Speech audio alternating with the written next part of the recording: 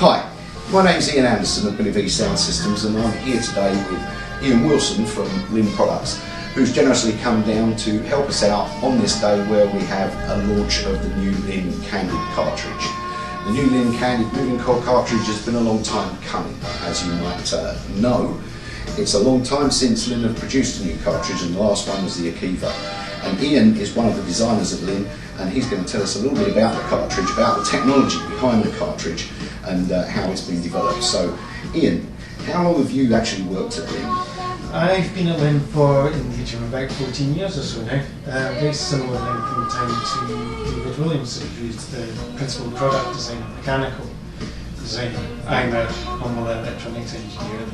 A humble electronics, I think it's a little bit more than humble. I think you've been. So I've been there for, as I say, about 14 years. I've worked on classic, Climax Control, Climax Twin, Magic DSI, A few minor projects. Kiko, the Sneaky Music DS, and the most recent Sneaky DSM. Well, this is a pretty much a breakthrough product for us. I mean, it's a bit of a defining moment, and I think the last defining moment we had at this level as a cartridge was the Karma, which was something like 25 years ago. Yes. And that followed hot on the heels of the Itok arm. And this one now is the perfect complement for the ECOS SE. So could you just explain a little bit about the technology of this cartridge and what you've done in comparison to the Akiva, which was in its own right a fantastically good cartridge? Sure, yeah. It was during, I think the development of the Kandid probably spanned back to when David was working on the keel. And he removed the body of the Akiva, and ever wanting opinion, he asked me into the demo to have a listen at it. And just the removal of the body of the Akiva just opened up the sound so much more. We discussed it, and I believe there's a certain amount of resonance and vibration within the plastic itself that kind of captures the sound and doesn't release it fully. And it also makes the cartridge itself much lighter. The benefit of that is you can move the cantilever of the counterweight closer towards the fulcrum point. Yeah, so you're reducing the mass. So you're reducing the mass that's out to the back of the tone arm. This allows the tone arm to track over the groove much more accurately and respond to the variations in the record. Yeah.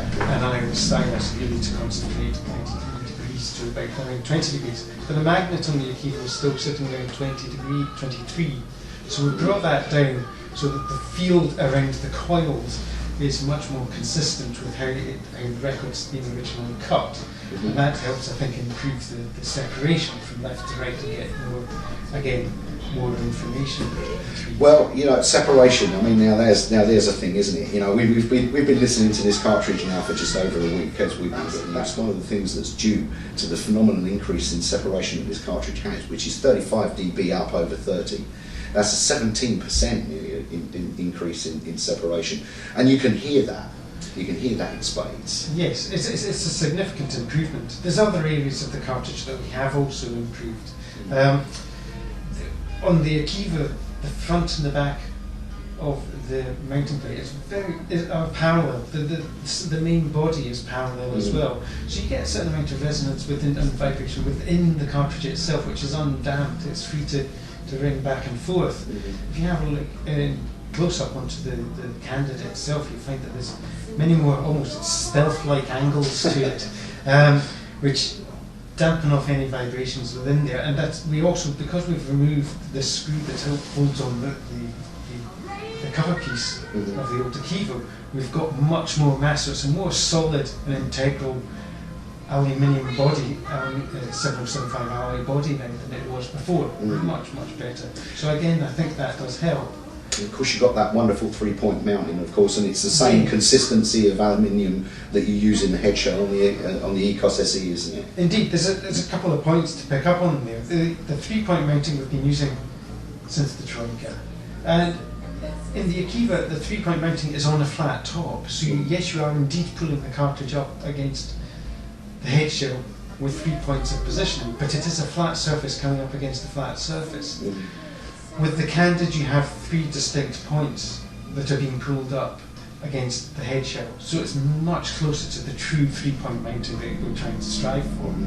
Also, by making, I should say, making it from the same material, which is a 7075 alloy, as the head shell, you get much more of a bond between the two. They almost become one part. So the cartridge body itself is now tracking along with the arm much more stably and securely than perhaps it would have been before, allowing the cantilever to do its job again of retrieving information from the groove. So is there anything else technically that you can give us a heads up on, or I think is that about it? I think we've probably covered all the major points here now. Absolutely. Well, the grub screw in the front we changed from being a steel grub screw to a nylon grub screw. That gets rid of any ferrous properties which could cause a distortion around the magnetic field. And again, we believe that made a significant improvement. We also tried different. Of course, it adds to less weight again, doesn't it? Indeed, there's much less weight in there, so again, giving the benefit of counterweight further forward. We also tried different recipes, whether it be different stylus tips, whether it be different conductors being used for the flying leads, the arm leads, just to try out, just to make sure that we'll see if we could make any further improvements. That's what we've settled on: a boron cantilever with a nude diamond stylus, and with gold flying leads. Tried, as I say, various other materials, but they just weren't quite musical enough. Well, I think it's probably what now, 4 years in development, this cartridge maybe? I think we probably, as I say, we took the body off. Dave first originally removed the body from the Akiva when developing the keel, and I think really probably within the last couple of years there's been a real concerted effort to take that concept forward and not just have a nude cartridge, but really add some additional engineering features to it to just make it sing as it does. Talking about engineering features, I mean, one of the most fantastic features of this cartridge is that there's the human element has been involved much more heavily with this cartridge than a lot of other of the products that are made today, because I understand it's made for you by Lyra, who you have a close association with, and, yes. and some form of development with them, although this is entirely your own design. But it takes a man a day to make this cartridge, and it's just a one-man hands-on for a day, isn't it? Yes, we've been using the same chap to wind our cartridges for many years now, very consistent, and each one is hand-tested as well.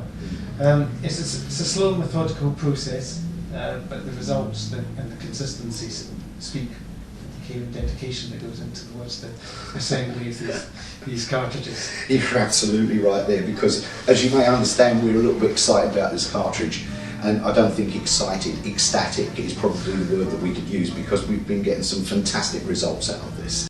And the big step forward in this cartridge is that those instruments that are peripheral to the basic soundstage each have their own dynamic range. It took me a little while to sort of like get my head around exactly what was happening with the cartridge, but believe me, that's a phenomenal improvement. And indeed, there's only real one way for you to hear that phenomenal improvement, and that's to go and have a listen to the cartridge yourself. I mean, you can go on the forums and you can have a little chat about it, or you can go around to your friend's house and have a chat with him about it. You can read reviews, or you can watch videos like this, but the only real way that you're ever going to have a chance of appreciating what a fantastic cartridge this is to go to a dealer. It doesn't have to be us, but you have to sit in that chair and listen to that kit.